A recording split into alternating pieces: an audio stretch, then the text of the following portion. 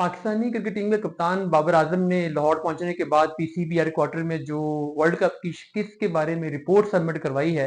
वो बहुत ही सनसनीखेज है, बहुत ही धमाका खेज है और उसमें खासकर चार क्रिकेटर के लिए आने वाला वक्त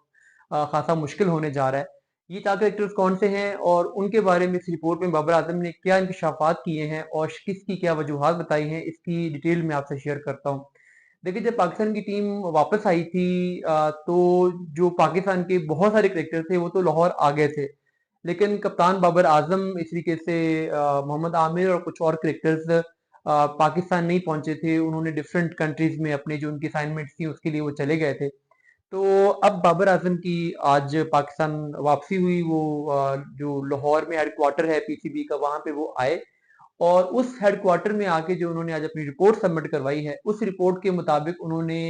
वर्ल्ड कप में अपनी शिकस्त का मलबा चार कैरेक्टर्स पे गिराया है और इन चार किरदारों में से जो पहला किरदार है वो इफ्तिखार अहमद उर्फ चाचा, जिसको बाबर आजम चाचा के नाम से पुकारते हैं, वो हैं।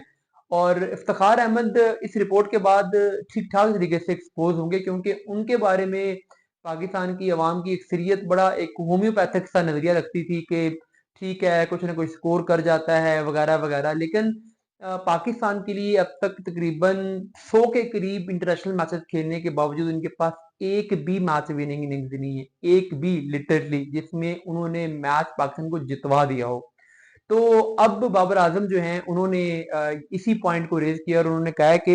इफ्तिखार अहमद का जो रोल था वो ये था कि वो ऊपर से जब पाकिस्तान स्कोर सेट करता है तो नीचे से इफ्तिखार आके फिनिशिंग करेंगे, तेज रन करेंगे, लेकिन वो किसी मैच में फिनिश नहीं कर सके क्योंकि उनकी तवज्जो, ये बड़ी इंपॉर्टेंट बात है जो उन्होंने की है,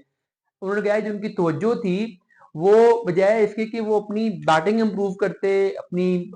गेम पे ध्यान देते, वो टीम के अंदर लड़ाइयां करने में मसरूफ थे, ऑफ द फील्ड एक्टिविटीज में इंगेज थे। क्रिकेट पे उनका उस तरीके से फोकस नहीं था और अपनी पर्सनल पीआर पे और पर्सनल गर्जेस में वो इन्वॉल्व थे, तो जिसकी वजह से वो पाकिस्तान के लिए डिलीवर नहीं कर पाए। और एक तो उन्होंने ये बात की। दूसरा जो उन्होंने हाईलाइट किया वो उन्होंने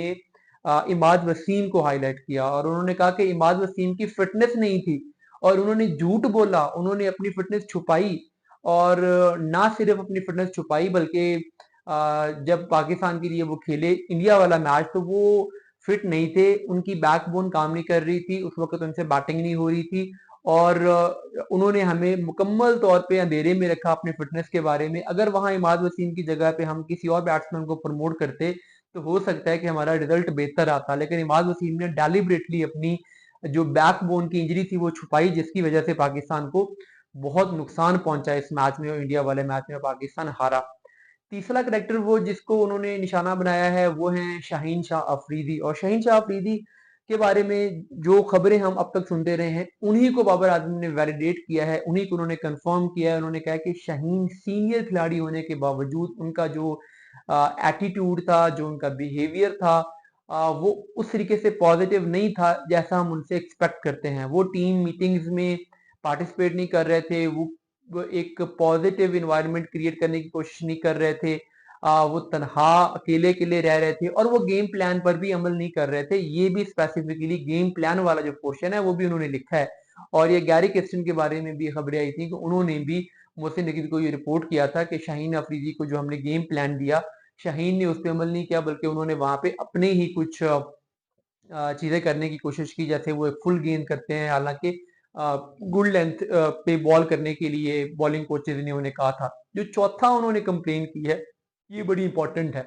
और ये कंप्लेन जो है ये किसी करेक्टर की नहीं है बल्कि ये सिलेक्शन कमेटी पे उन्होंने ब्लेम डाला है। वो कहते हैं कि कुछ ऐसे करेक्टर सिलेक्ट किए गए जिनको बाबर आजम टीम में नहीं रखना चाहते थे या जो बाबर आजम के ख्याल में उनकी जगह ही नहीं बनती थी टीम के अंदर, मगर सिलेक्शन कमेटी ने जिद करके उनको खिलाया और उसमें उन्होंने मेंशन किया आजम खान का। उन्होंने कहा मैंने पूरा बैक किया आजम खान को, लेकिन मेरी जो पहली प्रेफरेंस थी वो मोहम्मद हारिस थी, हम हारिस को ले जाना चाह रहे थे, हारिस फ्लेक्सिबल थे, बैटिंग पोजीशन पे खेल सकते थे, मगर आजम खान को इंसिस्ट किया गया, उनको ले जाया गया और उस वजह से हमें एक प्लेयर का नुकसान पहुंचा। फिर वो उस्मान की सिलेक्शन पर भी वो कह रहे थे कि उन्होंने कहा कि हाईलाइट किया कि मैं इरफान नियाजी को टीम में खिलाना चाह रहा था उस्मान की जगह पर, लेकिन ये बात भी मेरी नहीं मानी गई और ये जो सिलेक्शन के कुछ डिसीजन गलत हुए इन्होंने भी पाकिस्तान की शिकस्त में अहम किरदार अदा किया।